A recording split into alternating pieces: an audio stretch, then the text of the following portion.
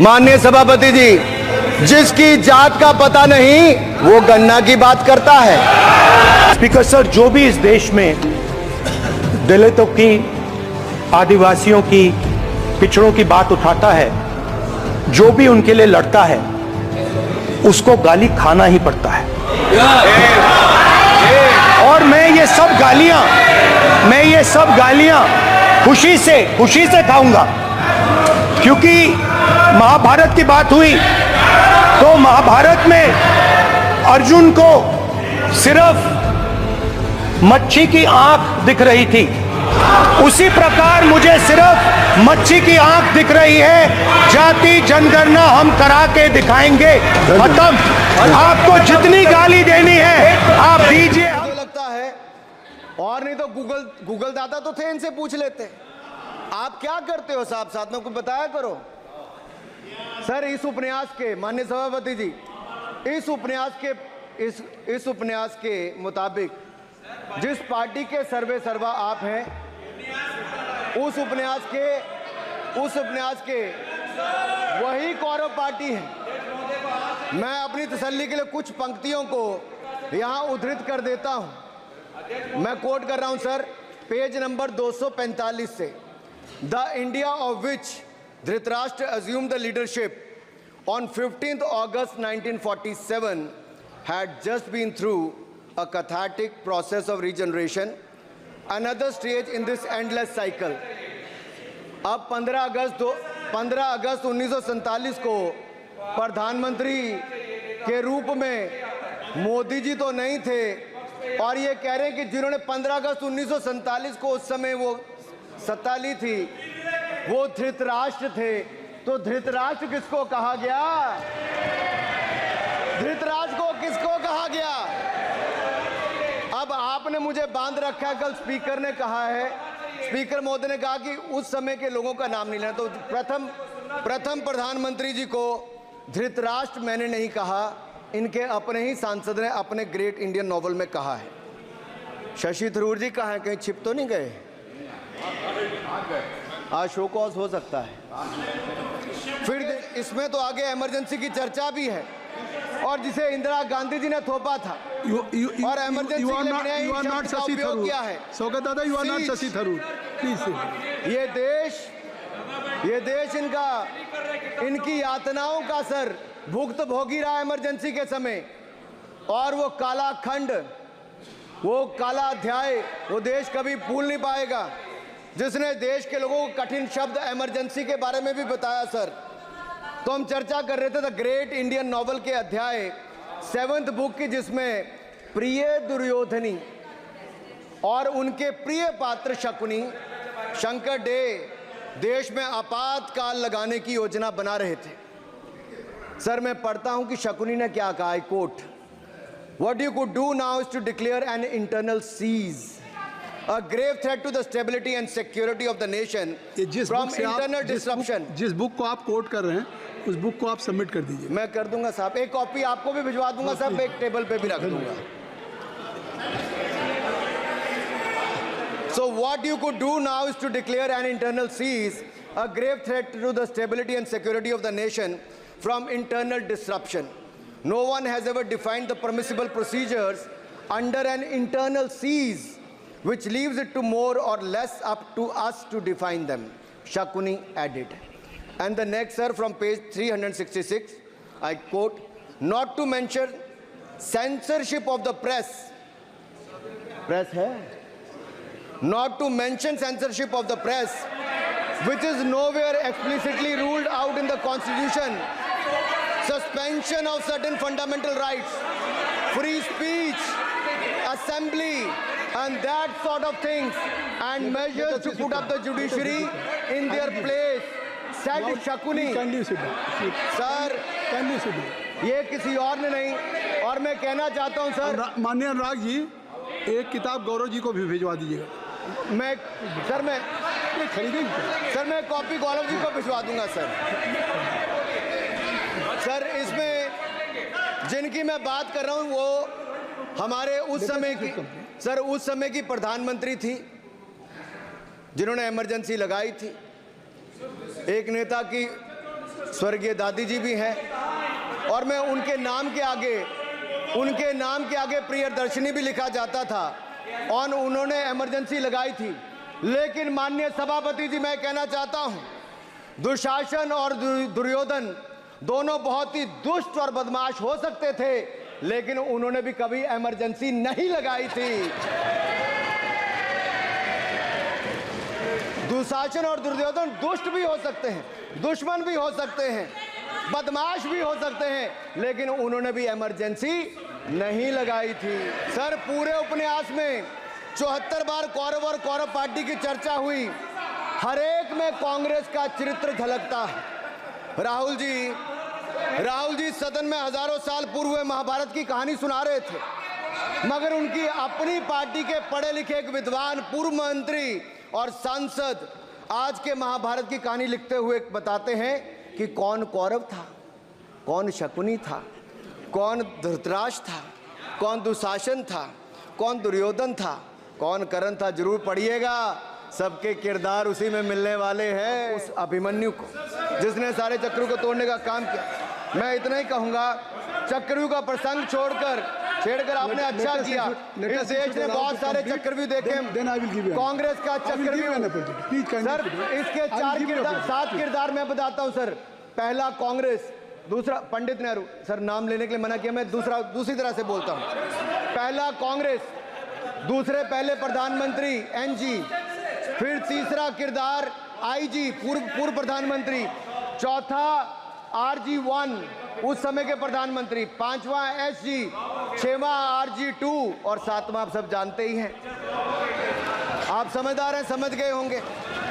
Sir, पहले ने आप जिस अभिमन्यु को घेरने की कोशिश पिछले 22 सालों से कर रहे हैं, गुजरात से लेकर दिल्ली तक, आपके योद्धा और आपकी सरकारें निपट गई, लेकिन आप उनको घेर पाए क्योंकि वो जनता के दिलों में बसे हैं।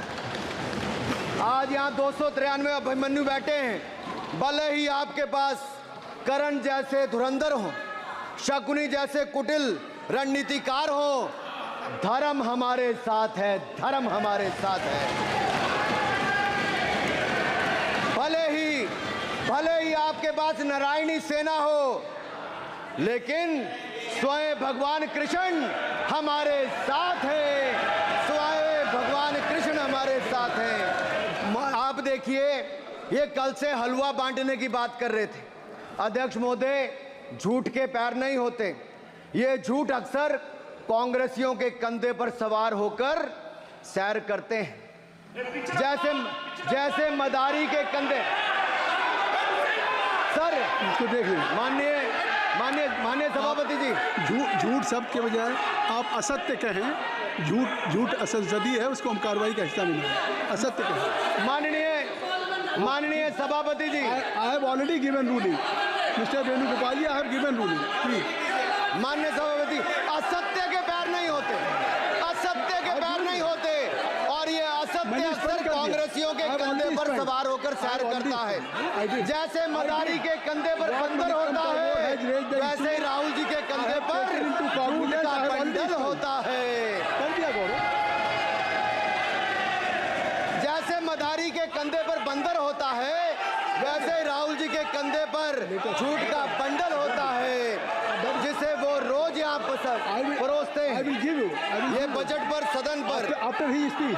माननीय सभापति जी, जिस व्यक्ति को बजट निर्माण की प्रक्रिया का पता ना हो, संसदीय कार्य में रुचि ना हो, मात्र अध्यादेश को फाड़ने का काम किया हो, उससे क्या अपेक्षा की जा सकती। मैं पूछना चाहता हूँ, हलवा किसको मिला? मैं पूछता हूँ, हलवा किसको मिला? राहुल जी बताइए, हलवे की बात की थी, जीभ घोटाले का हलवा किसने खाया? वो फोर्स घोटाले का हलवा किसने खाया? अंतरिक्ष देवास घोटाले का हलवा किसने खाया? नेशनल हेराल्ड के घोटाले का हलवा किसने खाया?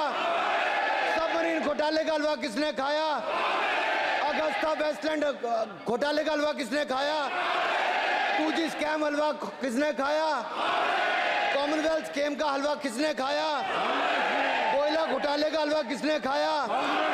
वाल्मीकि योजना घोटाले का हलवा किसने खाया? चारा घोटाले का हलवा किसने खाया? यूरिया स्कैम का हलवा किसने खाया? राहुल जी, हलवा मीठा था या फीका? ब्रदर इन लॉ कमीशन और only for brother in law commission के लिए काम करने वाली पार्टी अदर बैकवर्ड कास्ट की बात करती है तो आर्नी को भी पंखे के साथ लटकर आत्महत्या कर लेनी चाहिए। जी माननीय सभापति जी, आप देखिए, मैं इतना ही कहना चाहता हूं कि अब झूठ परोसना बंद कर दें, क्योंकि एलओपी का मतलब लीडर ऑफ प्रोपेगेंडा नहीं, लीडर ऑफ ऑपोजिशन होता है। अब संधि है, ठीक है, असत्य निराधार। जी सर, जी उसके निराधार है सर। ओबीसी की बात, जनगणना की बात बहुत की जाती है। माननीय सभापति जी, जिसकी जात का पता नहीं वो गणना की बात करता है।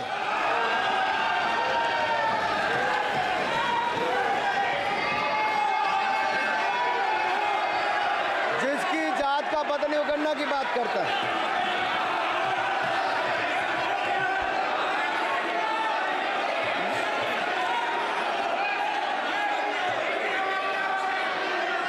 माननीय सभापति जी,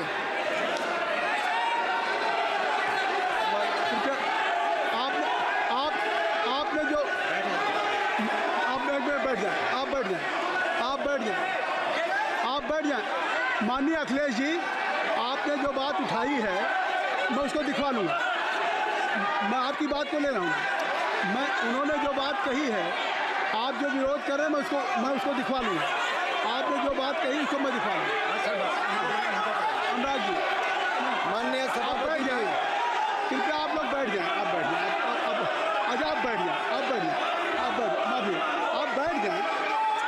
ठीक है। गौरव जी,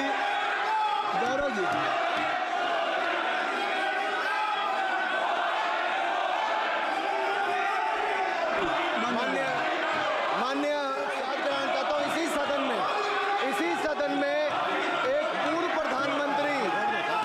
प्रधानमंत्री जी ने RG1 ने ओबीसी को आरक्षण देने का विरोध किया था। RG1 ने ओबीसी को आरक्षण देने का विरोध किया था। एक मिनट बोलने दीजिए सर, मैं आपको बोलने दीजिए सर, ऐसा नहीं सर बोलने दीजिए सर। मैं आपका नाम तो लूँ, राहुल गांधी जी। स्पीकर सर, देखिए, जितना मेरा आप लोग इंसल्ट करना चाहते हैं आप खुशी से करिए, आप रोज करिए, मगर एक बात मत भूलिए, जाति जनगणना को हम यहां पास करके दिखाएंगे। धन्यवाद। जितना इंसल्ट करना करिए, खुशी से लूंगा। अरे तो अपनी जाति भी लिखनी पड़ेगी उसमें। आप चुप रहें।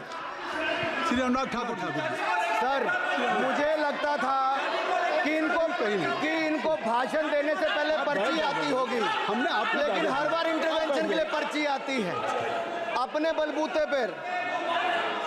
सर, उधार की बुद्धि से राजनीति नहीं चलती है। उधार की बुद्धि से राजनीति नहीं चलती है।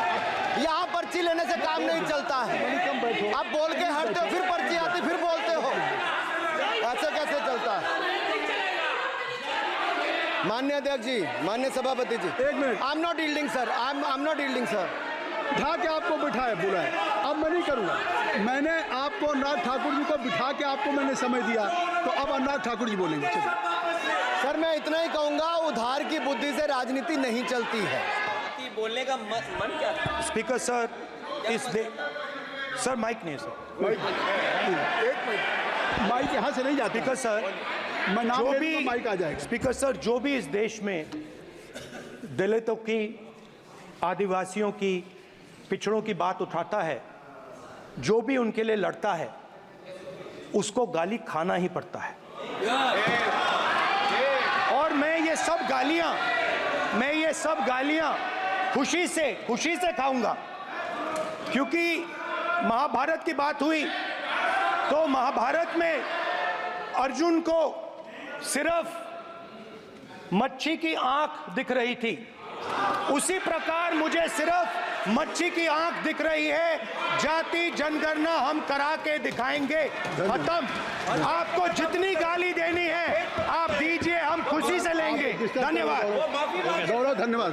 श्री खत्म हो जाएगा सर, राहुल गांधी, खत्म हो जाएगा सर, श्री राहुल गांधी जी, ठीक है। प्लीज। राहुल गांधी जी, ये तय कर ली, ये तय कर ली। मुझे जब स्पीकर आप सर, चाह रहे हैं बोलने मैं आपको दीजिए। बोलने का अवसर दे रहा हूँ। हाँ सर, तो कम से very कम good। गौरव जी सर, आपके बोलने के बाद ऐसी परिस्थिति खत्म तक हो क्रिएट जाएगा। करें कि सदन स्पीकर सर, सदन को चलाने की जिम्मेदारी जितनी अनुराग सत्ता पक्ष की ठाकुर- है उतनी प्रतिपक्ष भी है। अनुराग ठाकुर जी ने मुझ पर गाली दी है। नहीं, कोई बात नहीं। मुझे सर बोलने दीजिए सर, मुझे उनको बोलने सर अनुराग ठाकुर जी ने मुझे इंसल्ट किया है, मगर मैं अनुराग ठाकुर जी से कोई माफ़ी नहीं चाहता हूं। मुझे कोई माफ़ी की ज़रूरत नहीं है। मैं लड़ाई लड़ रहा हूं। जितनी आपको गाली देनी है मैं आपसे कभी माफ़ी नहीं मांगूंगा। मुझे आपकी माफ़ी नहीं चाहिए। राहुल गांधी जी, मैं चेयर पे हूँ और चेयर का काम है कि अगर कहीं भी कोई असंसदीय या किसी को गाली दी गई तो मैं उसको देखूंगा, मैं उसको कार्रवाई निकालूंगा, मिस्टर के उसको निकलवाऊंगा। ठीक है, आप नहीं कर रहे हैं, लेकिन अगर दी है तो मैं उसको कार्रवाई का हिस्सा दिखवा के उसको स्पष्ट करूंगा।